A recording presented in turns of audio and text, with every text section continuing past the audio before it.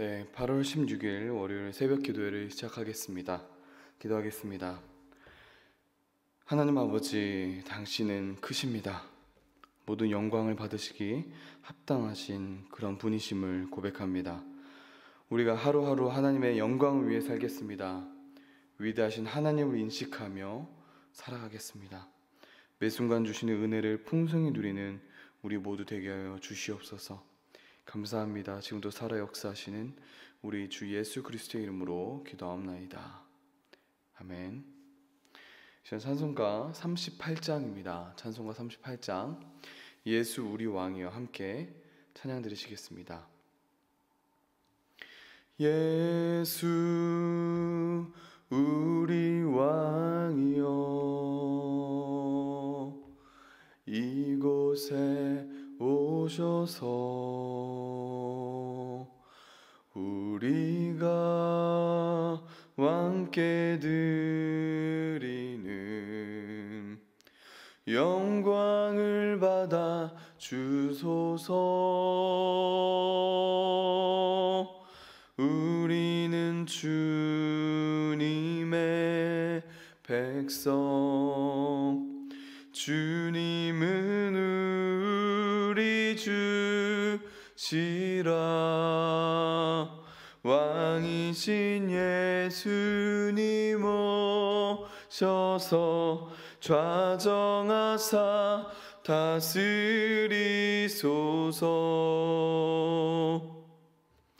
예수 우리 주시여 이곳에 오셔서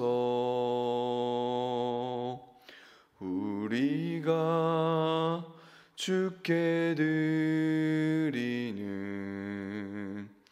찬양을 받아 주소서. 우리는 주님의 종들, 주님은 우리 주시라. 주 되신 예수님 오셔서 이 찬양을 받아 주소서. 아멘. 오늘 하나님께서 우리에게 주신 말씀은 이사야 66장 1절에서 14절까지 말씀입니다.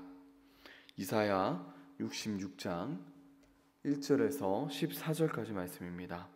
한 목소리로 읽겠습니다. 시작. 여호와께서 이와 같이 말씀하시되 하늘은 나의 보좌요 땅은 나의 발판이니 너희가 나를 위하여 무슨 집을 지으랴. 내가 안식할 처소가 어디랴. 나 여호와가 말하노라. 내 손이 이 모든 것을 지었으므로 그들이 생겼느니라. 물은 마음이 가난하고 심령에 통회하며 내 말을 듣고 떠는 자 그 사람은 내가 돌보려니와. 소를 잡아들이는 것은 살인함과 다름이 없이 하고 어린 양으로 제사를 드리는 것은 개의 목을 꺾음과 다름이 없이 하며 드리는 예물은 돼지의 피와 다름이 없이 하고 분향하는 것은 우상을 찬송함과 다름이 없이 행하는 그들을 자기의 길을 택하며 그들의 마음은 가증한 것을 기뻐한즉 나 또한 유혹을 그들에게 택하며 주며 그들이 무수하는 것을 그들에게 임하게 하리니 이는 내가 불러도 대답하는 자가 없으며 내가 말하여도 그들이 듣지 않고 오직 나의 목전에서 악을 행하며 내가 기뻐하지 아니하는 것을 택하였음이라 하시니라. 여호와의 말씀으로 말미암아 떠는 자들아 그의 말씀을 들을지어다.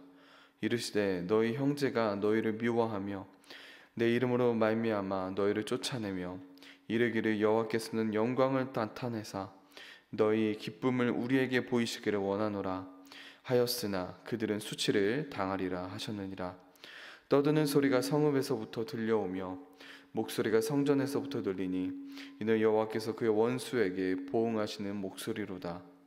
시온은 진통을 하기 전에 해산하며 고통을 당하기 전에 나말을 낳았으니 이러한 일을 들은 자가 누구이며 이러한 일을 본 자가 누구이냐.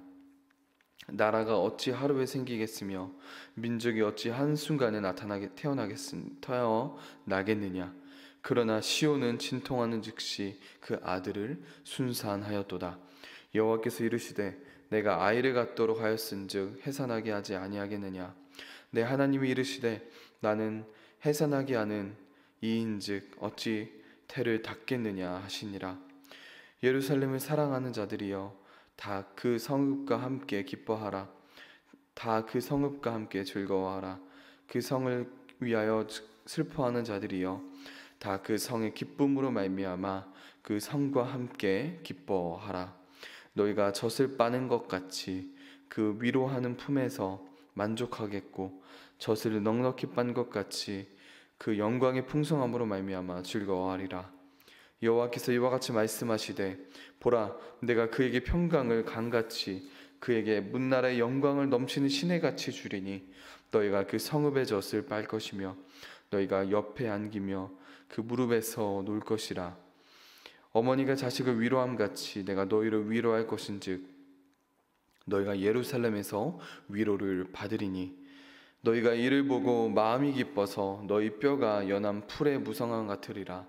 여호와의 손은 그의 종들에게 나타나겠고 그의 진노는 그의 원수에게 더하리라. 아멘. 예루살렘에 기쁨과 풍요와 위로가 가득합니다. 그러나 주님을 주로 인정하지 않고 제멋대로 악을 행한 자들은 수치를 당한다는 것이 오늘 말씀의 대략적인 줄거리입니다. 이제 각자 본문을 더 읽으시고 묵상하는 시간을 갖도록 하겠습니다. 본문에서 나타나는 하나님은 어떤 분이신지, 나에게 주는 교훈이 무엇인지 살펴보며 5분 정도 묵상하도록 하겠습니다. 묵상하시겠습니다.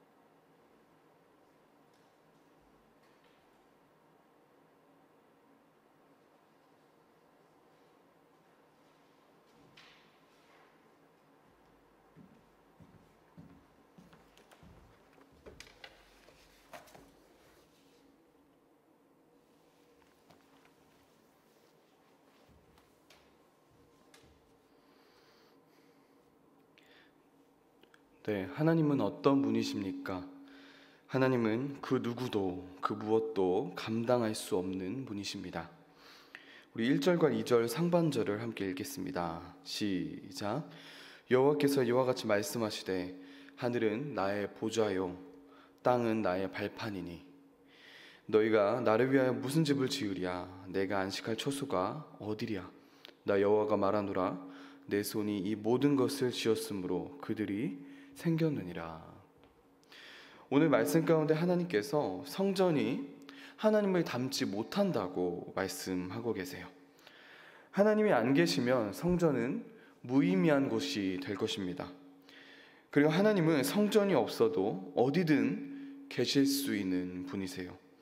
하나님은 하늘을 보좌로 땅을 발판으로 삼으시는 우주적 창조주이십니다. 이렇게 크신 하나님을 한낱 건물 안에 갇혀 계시는 분으로 생각하면 안 되는 것입니다. 성전뿐만이 아닙니다. 이 세상의 그 무엇도 하나님을 한정시킬 수 없습니다. 이 세상의 그 무엇도 하나님을 감당하지 못해요. 동시에 이 세상의 그 어떤 우상들도 어떤 신도 하나님을 감당할 수 없습니다. 결국 이 구절이 말씀하시는 것은 무엇일까요? 하나님은 창조주이심으로 어떤 영향을 받는 분이 아니라는 것입니다. 하나님은 스스로 완전하신 분이라는 거예요. 사도 바울이 사도행전 17장에서 1, 2절 말씀을 이렇게 풀어 설명을 했습니다. 17장 24절, 26절까지 말씀인데요. 제가 읽을게요.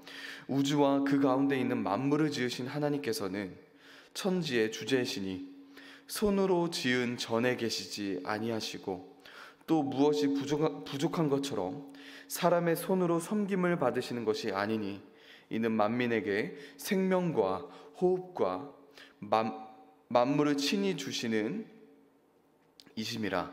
인류의 모든 족속을 한 혈통으로 만드사 온 땅에 살게 하시고 그들의 연대를 정하시며 거주의 경계를 한정하셨으니. 여러분, 하나님은 무엇인가를 또는 누군가를 필요로 하시는 분이 아니십니다. 하나님께는 부족함이 전혀 없으세요. 여러분, 이것이 얼마나 유니크한 특성인지 우리가 한번 생각해 봤으면 좋겠습니다.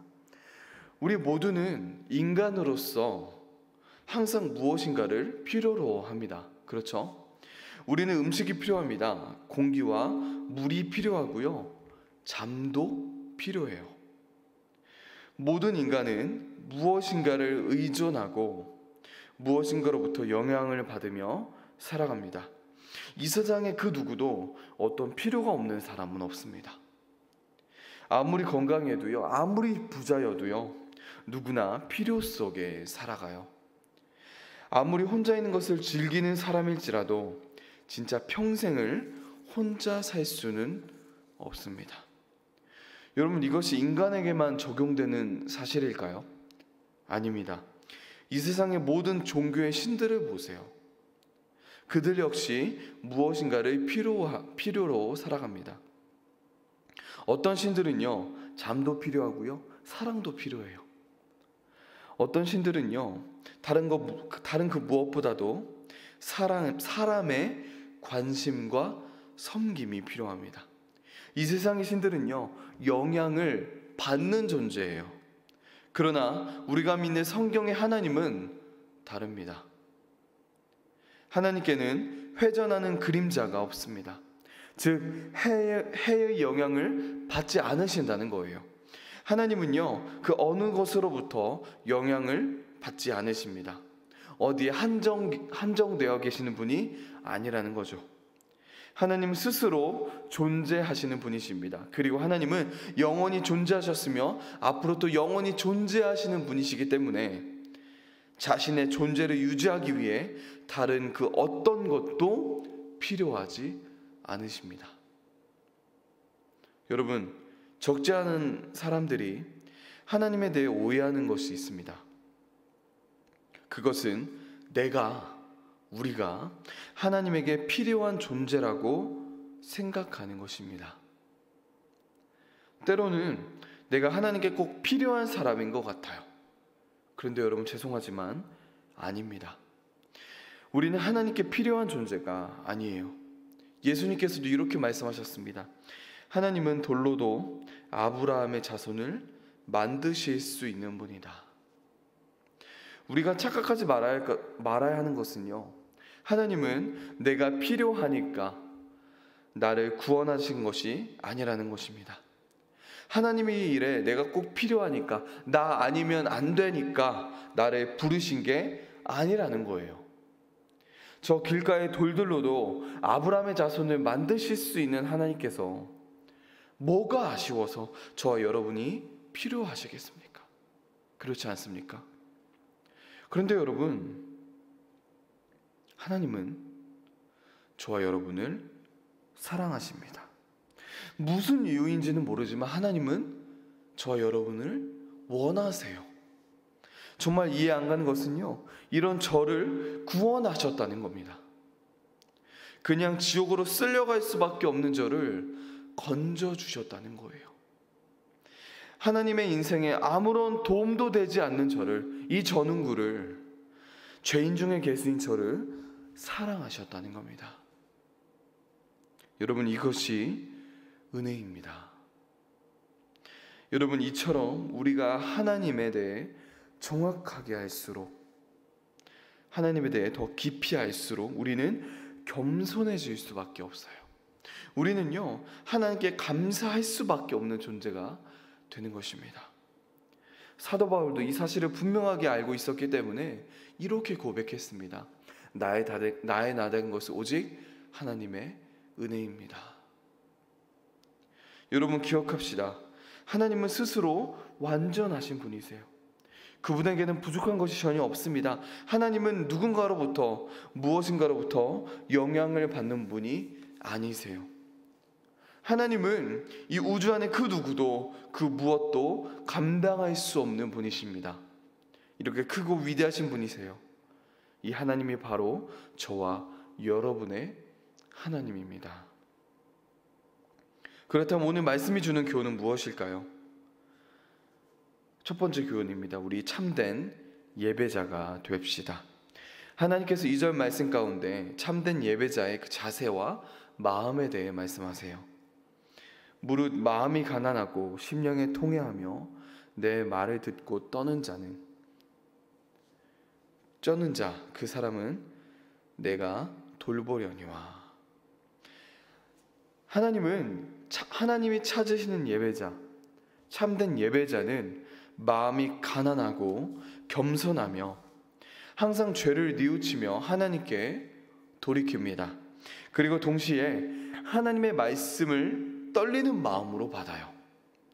즉, 이 성경의 말씀을 살아계신 하나님의 말씀으로 받는다는 겁니다. 그리고 삶의 모든 부분에서도 하나님 앞에서 행한다는 거예요.